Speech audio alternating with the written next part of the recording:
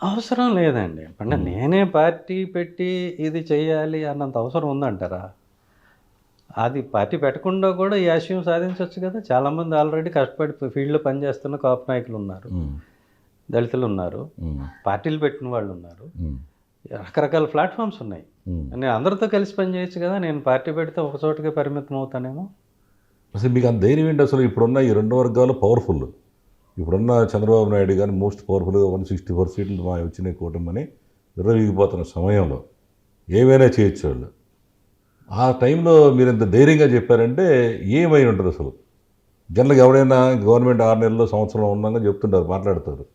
మరి మీరు సర్వీస్‌లో ఉన్న ఆఫీసర్ అయ్యుండి మీరింత మొండి ధైర్యానికి కారణం ఏంటి అసలు?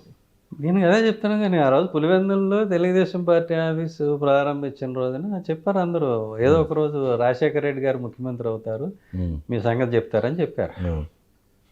అయిన తర్వాత ఏం చెప్పాడా మీ సంగతయన?